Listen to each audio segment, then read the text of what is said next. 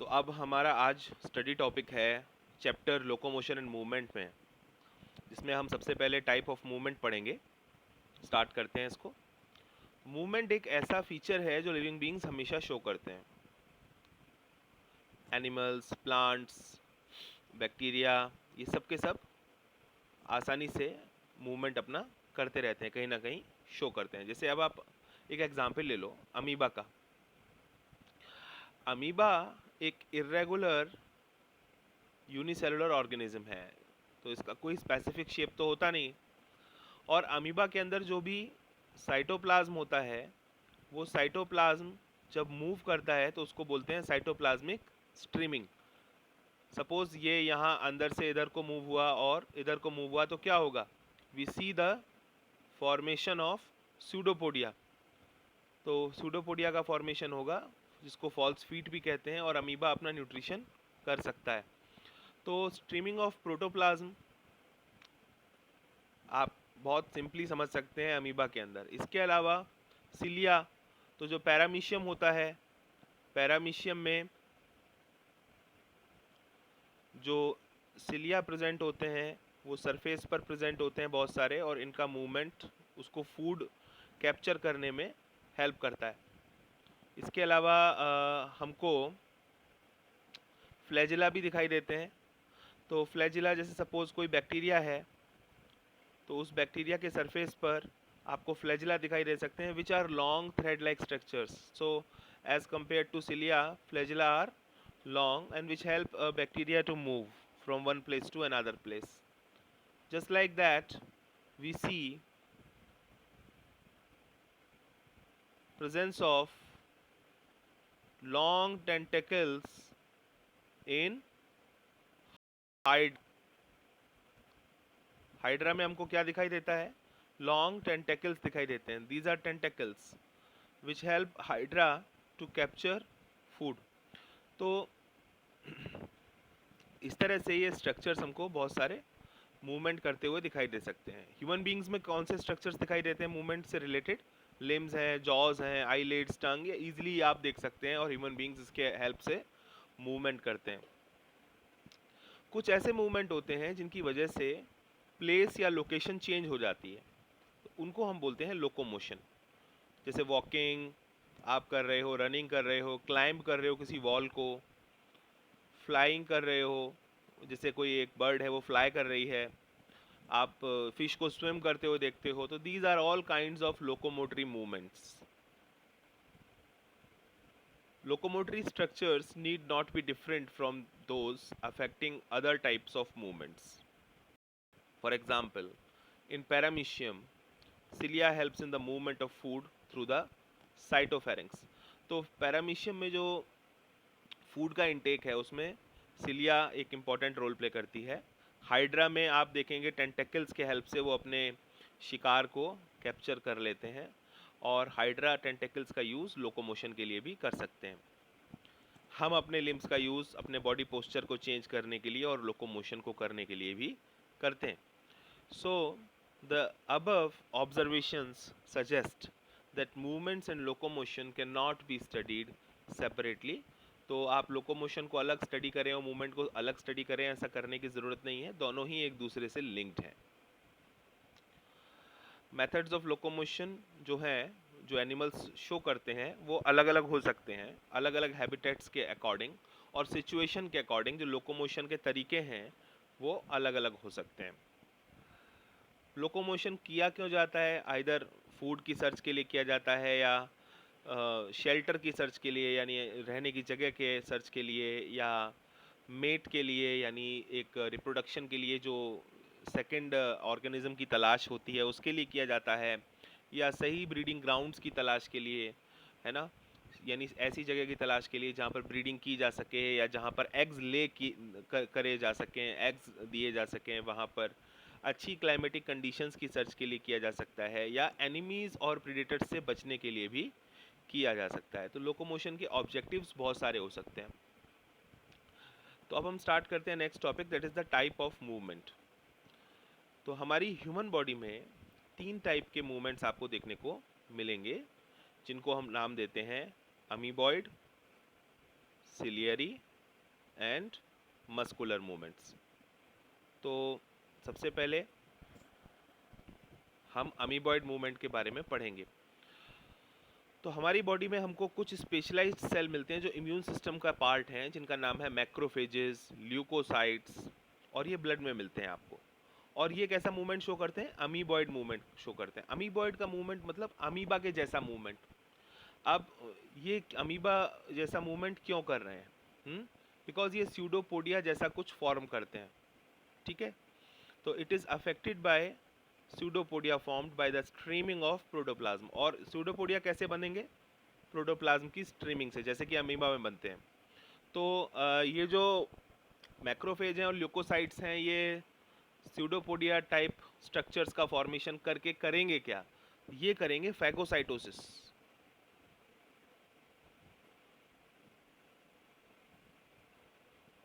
और फैगोसाइटोसिस के हेल्प से जो एंटीजेनिक बॉडीज़ हैं या जो पैथोजेनिक सेल्स हैं, हमारे सेल्स हमारे बॉडी के अंदर आ गए हैं जो हमारे लिए डेंजरस है, उनको ये किल कर देते हैं। तो फैगोसाइटोसिस एक इम्पॉर्टेंट प्रोसेस है जो अमीबॉइड मूवमेंट से हो पाता है। हमारे सेल्स के अंदर साइटोस्केलेटल एलिमेंट्स भी प्रेजेंट होते हैं, यानी जो हमारे साइटोप्लाज्म में ऐसे प्रोटीन्स होते हैं या ऐसे फिलामेंट्स होते हैं या ऐसे फाइबर्स होते हैं जो हमारे सेल को स्ट्रक्चरल सपोर्ट देते हैं, तो उनको हम बोलते हैं साइटोस्केलेटल एलिमेंट्स। तो जैसे कि माइक्रोफिलामेंट्स। सो वो माइक्रोफिलामेंट्स भी अमीबॉइड मूवमेंट शो कर सकते हैं। नेक्स्ट मूवमेंट है सिलियरी मूवमेंट, और ये हमारे बॉडी के अंदर पाए जाने वाले इंटरनल ट्यूबुलर ऑर्गन्स में देखने को मिलता है। तो ये इंटरनल ट्यूबुलर ऑर्गन्स जो हैं ये सिलिएटेड एपिथेलियम से लाइंड होते हैं, यानी जैसे कि अगर हम बात करें ओवा का जो पैसेज है फीमेल रिप्रोडक्टिव ट्रैक्ट में, ये सिलियरी मूवमेंट की हेल्प से होता है। तो जैसे सपोज ये यूटेरस है, ठीक है, यूटेरस से जुड़ा हुआ इधर ओवरी हो गई, ओके, यहाँ भी ओवरी हो गई। तो ओवा का जो मूवमेंट है वो इस पाथ के थ्रू या इस पाथ के थ्रू होगा। तो ये जो मूवमेंट होगा इस ट्यूब में से, कौन सी ट्यूब? ये जो ट्यूब है, ये वाली जो ट्यूब है, ये क्या होती है? ये होती है फैलोपियन ट्यूब। तो फैलोपियन ट्यूब में जो ओवा का मूवमेंट हो रहा है वो कैसे हो रहा है? इट इज़ बिकॉज ये फैलोपियन ट्यूब है अगर, तो अंदर क्या प्रेजेंट है? सेल्स के सरफेस पर सिलिया प्रेजेंट हैं, जो कि लगातार ओवा को आगे की तरफ पुश करते रहते हैं। तो आप समझ गए होंगे कि ओवा कैसे मूव कर रहा है, बिकॉज ओवम के पास कोई भी और स्ट्रक्चर प्रेजेंट नहीं है जो उसके लोकोमोशन में हेल्प करेगा। तो यहाँ पर हमें यही ध्यान रखना है कि जो सिलिया है वो हेल्प करेंगे। तो अगर हम दूसरा एग्जाम्पल लेते हैं तो हम ट्रैकिया का ले सकते हैं। ट्रैकिया में भी सिलियरी सेल्स प्रेजेंट हैं जो सिलिएटेड एपिथेलियम वाले होते हैं। तो सिलिएटेड एपिथेलियम के कारण ट्रैकिया में जो सेल्स हैं ये लगातार डस्ट पार्टिकल्स को और दूसरे फॉरेन सब्सटेंसेस को रिमूव करते रहते हैं। तो सिलिया की बीटिंग से यानी हिलने से जो डस्ट पार्टिकल्स हैं या जो फॉरेन सब्सटेंसेस हैं वो हटते रहते हैं और हमारा जो रास्ता है ट्रैकिया के अंदर वो साफ रहता है। थर्ड काइंड ऑफ मूवमेंट था मस्कुलर मूवमेंट। तो देखिए आपके जो लिम्स हैं, हाथ पैर हैं, जैसे आपकी जो जॉज हैं यानी आपका जो जबड़ा है, आपकी टंग है, आईलिड्स हैं, ये सब कैसे मूवमेंट कर रही हैं? ये मस्कुलर मूवमेंट शो कर रही हैं, जो सबसे ज़्यादा दिखाई देता है हमको हमारी बॉडी में, सामने से होता हुआ दिखाई देता है। तो मसल्स के अंदर कॉन्ट्रैक्शन करने की एबिलिटी होती है एंड इसका इस्तेमाल लोकोमोशन करने के लिए किया जाता है। अब लोकोमोशन के लिए ज़रूरत क्या होती है? लोकोमोशन के लिए कोऑर्डिनेटेड एक्टिविटी की ज़रूरत होती है। किसके किसके बीच में? हमारे मस्कुलर सिस्टम के बीच में और नर्वस सिस्टम के बीच में। यानी अगर हमारी मसल्स मूवमेंट कर रही हैं तो हमारे नर्वस सिस्टम के हेल्प से कर रही हैं, उनको ऑर्डर आ रहा है तभी तो वो कर रही हैं। तो एक कोऑर्डिनेशन होना चाहिए, प्रॉपर वे में दोनों मिलके काम करें तभी जा कर के सही तरीके से लोकोमोशन होगा। तो अब हम स्टार्ट करते हैं आगे मसल के बारे में पढ़ना। तो मसल के बारे में पढ़ने के लिए सबसे पहले तो आपको ये ध्यान रखना पड़ेगा कि सिलिएटेड मूवमेंट और फ्लैजुलर मूवमेंट जो होते हैं वो कहाँ कहाँ हो सकते हैं। तो देखो जैसे फ्लैजुलर मूवमेंट है, सिलियर मूवमेंट तो हमें पता ही है कि सिलिएटेड मूवमेंट जो है वो हमें कहाँ देखने को मिलते हैं, हमारे जो बॉडी ट्यूब्स हैं उसमें या ट्रैकिया में, वहाँ देखने को मिल रहा है। फ्लैजुलर मूवमेंट क्या करता है, फ्लैजुलर मूवमेंट आपको देखने को मिलेगा स्पर्मेटोजोआ में यानी स्पर्म में, और वो स्विम करता हुआ जाता है फीमेल जेनिटल ट्रैक्ट के अंदर स्पर्म जो होता है। अब देखो स्पर्म है, सपोज ये उसका नेक है और फिर ये टेल है। तो ये जो टेल है ये कैसा मूवमेंट शो कर रही है, फ्लैजुलर मूवमेंट शो कर रही है, एंड वो स्पर्म जो है मूवमेंट करता हुआ आगे जा रहा है। इसके अलावा आप स्पॉन्जिस को देखें तो स्पॉन्जिस के अंदर वाटर का करंट, लगातार पानी की धारा बहती रहती है उनके कैनाल्स के अंदर, जो कि किसके हेल्प से होती है, फ्लैजिला के हेल्प से। अंदर जो है सेल हैं उनके ऊपर फ्लैजिला प्रेजेंट होती हैं जो लगातार पानी को चलाती रहती हैं। यूग्लिना में भी हमको फ्लैजिला देखने को मिलेगा। तो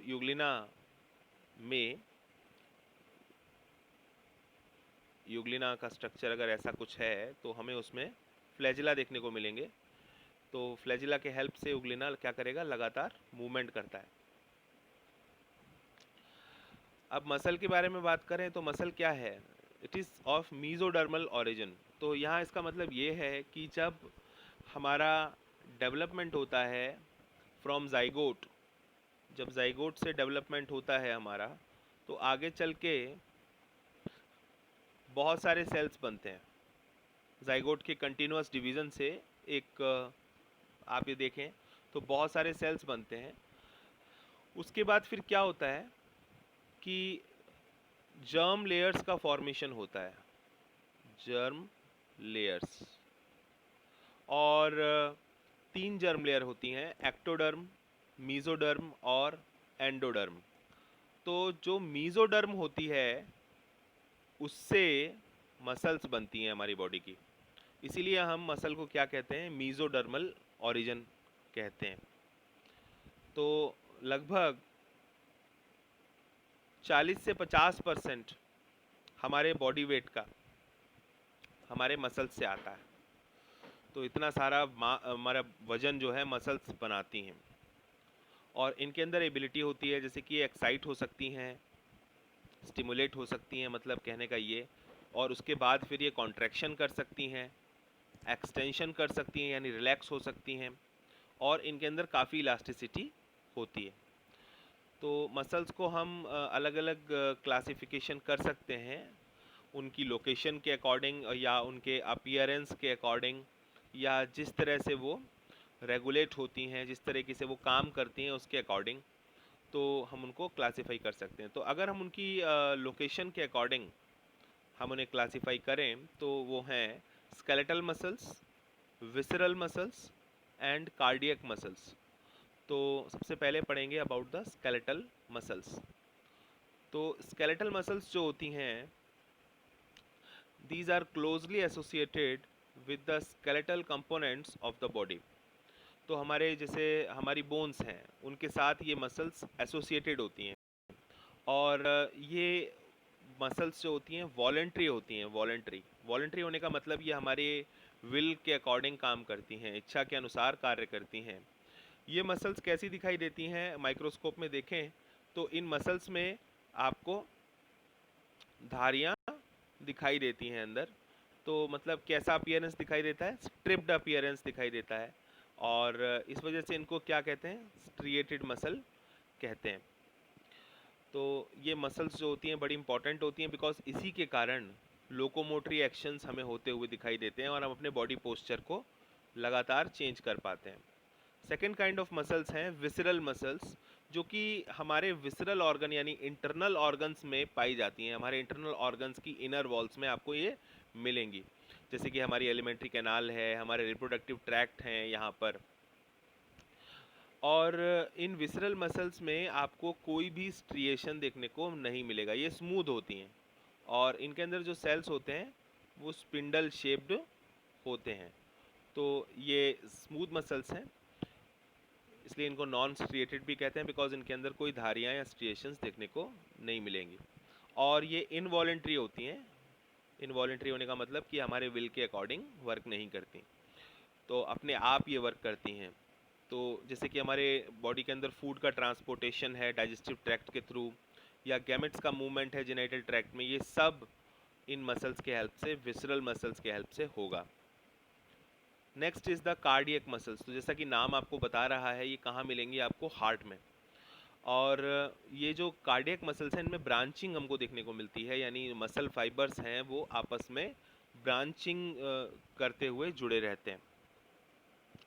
कार्डियक मसल्स स्ट्रिएटेड होती हैं, यानी इनमें भी धारियाँ होती हैं, और ये भी इनवॉलेंट्री होती हैं, यानी ये भी हमारी इच्छा से नहीं चलती हैं। और ख़ास बात यह है कि लाइफ लॉन्ग वर्क करती हैं, तो इनमें फटीग की समस्या, यानी फटीग यानी थकान की समस्या देखने को नहीं मिलती है। तो इस तरह से आपने 3 टाइप जो हैं यहाँ पर डिटरमाइन करे। तो अब हम देखते हैं ज़रा स्केलेटल मसल का स्ट्रक्चर कैसा होता है, और इसके बाद फिर हम पढ़ेंगे अबाउट द मसल प्रोटीन्स, और फिर वो कॉन्ट्रैक्शन कैसे करती है आगे पढ़ेंगे। लेकिन सबसे पहले ये जान लेते हैं कि एक जो हमारी मसल होती है उसका स्ट्रक्चर होता कैसा है। तो हमारे मसल में अगर हम देखें तो इसमें डायग्राम को चेक कर लेते हैं, इसके थ्रू आपके समझ में आ जाएगा। So this diagram is the cross sectional view of muscle showing muscles and muscle fibre. तो मसल बंडल और मसल फाइबर आपको यहाँ दिखाई दे रहे हैं। तो जैसा कि नाम बता रहा है फेसिकल, फेसिकल का मतलब होता है मसल बंडल। तो यानी बहुत सारे मसल फाइबर्स आपस में, बहुत सारे मसल फाइबर्स यहाँ पर आपस में एक साथ प्रेजेंट हैं, तो उसको हम बोलेंगे फेसिकल। तो इस तरह से बहुत सारे फेसिकल्स आपको दिखाई दे रहे हैं, ये रहा, ये रहा, ये रहा, ठीक है ना, फेसिकल्स हैं।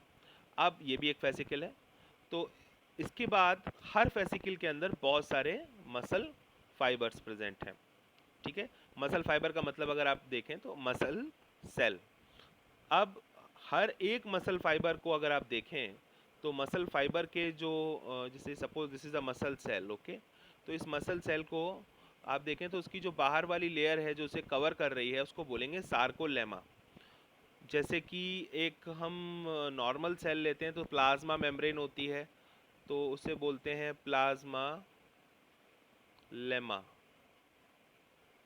ठीक उसी तरीके से मसल के जो सरफेस को हम बोलते हैं, सेल सरफेस को सार्को लेमा बोलते हैं। और आप मसल्स जो मसल फाइबर्स हैं उनके चारों तरफ आप देख रहे हो बहुत सारे ब्लड वेसल्स भी प्रेजेंट हैं, और ब्लड कैपिलरीज जो हैं ब्लड सप्लाई करने का काम वहाँ पर कर रही हैं। ब्लड कैपिलरीज ब्लड वेसल्स से का ही पार्ट हैं, और ऑक्सीजनेटेड ब्लड को लाना और डीऑक्सीजनेटेड ब्लड को ले जाना इनका काम होता है। तो मसल्स कुछ इस तरह से दिखाई देती हैं। हमें पहले क्या दिखाई देते हैं? मसल बंडल्स, और मसल बंडल्स के अंदर हमको दिखाई देते हैं मसल फाइबर्स। अब एक बात ध्यान रखनी है, जो हमारे मसल फाइबर्स होते हैं, इन मसल फाइबर्स के अंदर, इनके अंदर आपको छोटे छोटे फिलामेंट्स देखने को मिलेंगे। दोबारा आप ध्यान दें, सपोज ये हमारा मसल फाइबर है, तो इस मसल फाइबर के अंदर भी हमको बहुत सारे फिलामेंट्स देखने को मिलते हैं। तो यहाँ पर इनको हम क्या बोलते हैं? देखिए यहाँ पर ही लिखा हुआ है पॉइंट, इनको हम बोलते हैं मायोफाइब्रिल्स या मायो फिलामेंट्स। तो मायो वर्ड जो आता है वो मसल के लिए आता है, ठीक है। फिलामेंट यहाँ पे टर्म आ गया है, फाइब्रिल टर्म आ गया, तो आप समझ लीजिए कि एक मसल सेल के अंदर की बात हो रही है। तो एक मसल सेल के अंदर यानी मसल फाइबर के अंदर आपको बहुत सारे यानी large number of parallelly arranged filaments देखने को मिलेंगे। और जो साइटोप्लाज्म होता है हमारे मसल का उसे बोलते हैं सार्कोप्लाज्म। तो देखो सार्कोलेमा क्या हो गई? Plasma membrane of the muscle fibre. तो मसल फाइबर की प्लाज्मा मेम्ब्रेन को आप सार्कोलेमा कहते हो, ठीक है। उसके बाद जो अपना मसल फाइबर होता है इट इज़ अ सिंकाइटियम। सिंकाइटियम होने का मतलब है मल्टी न्यूक्लिएटेड होता है। तो हमारे मसल फाइबर में, मसल सेल में एक न्यूक्लियस नहीं होता, कई न्यूक्लियस होते हैं, इसलिए उसको सिंकाइटियम भी कहते हैं, और it is multi nucleated, okay.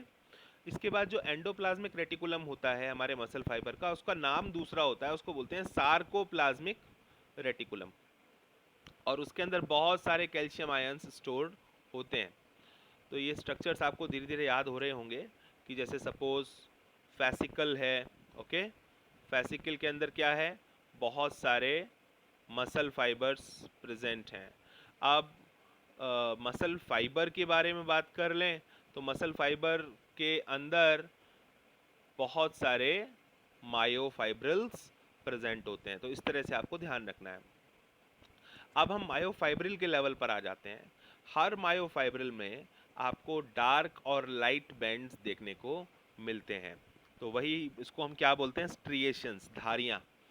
तो अगर आप एक मायोफाइब्रिल की डिटेल स्टडी करोगे तो उसका अपीयरेंस कैसा दिखाई देगा, स्ट्रिएटेड, बिकॉज उसके अंदर एक्टिन और मायोसिन प्रोटीन्स जो हैं वो डिस्ट्रीब्यूटेड होते हैं, उसके अंदर प्रेजेंट होते हैं। जो लाइट बैंड्स होते हैं उनको हम एक्टिन बोलते हैं या आई बैंड और आइसोट्रोपिक बैंड कह सकते हैं। लाइट बैंड किससे बनता है, एक्टिन से बनता है, और इसको हम आई बैंड या आइसोट्रोपिक बैंड कहते हैं। जबकि डार्क बैंड जो होता है वो किससे बनता है, मायोसिन उसमें प्रेजेंट होता है डार्क बैंड में, और उसको हम एनाइसोट्रोपिक बैंड या ए बैंड बोलते हैं। तो दो बैंड्स हो गए, आई बैंड और ए बैंड। आई बैंड में क्या मिलेगा, एक्टिन, और ए बैंड किसके कारण है, मायोसिन के कारण। क्लियर। तो ये अभी हम डायग्राम में चेक करेंगे इसको। देखो जैसे ये हमारा एक यहाँ पर इस डायग्राम में आपको ये पोर्शन में दिखाया गया है एक मायोफाइब्रिल, और मायोफाइब्रिल में आपको डार्क बैंड दिखाई दे रहा है, उसके बाद आपको लाइट बैंड दिखाई दे रहा है, सिमिलरली फिर आगे डार्क बैंड है, फिर यहाँ पर ये देखो लाइट बैंड है, फिर डार्क बैंड, इस तरह से आपको दिखाई देता है। अब इसी को अगर हम यहाँ पर इस डायग्राम से देखें, समझें, तो यहाँ पर आपको दिखाई दे रहा है लाइट बैंड।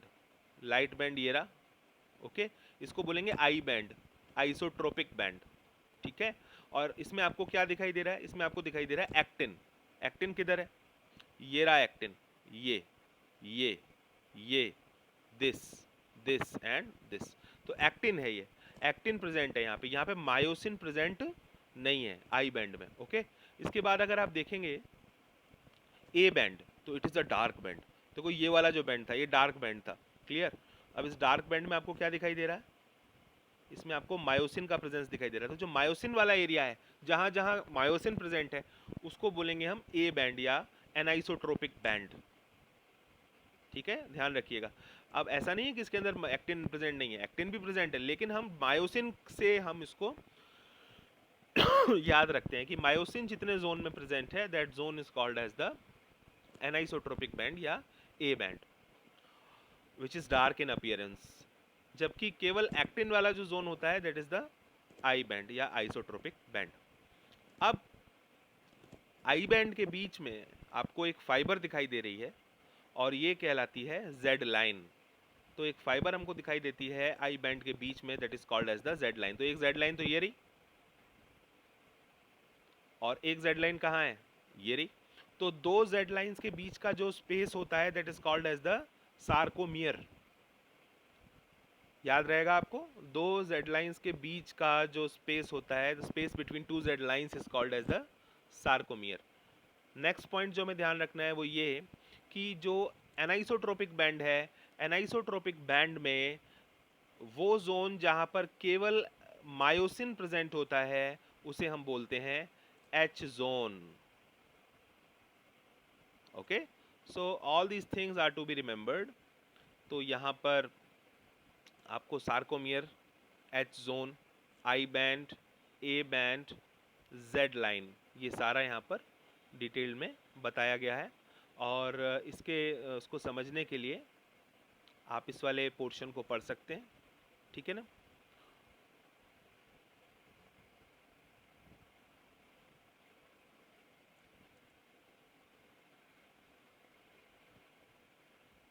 ओके।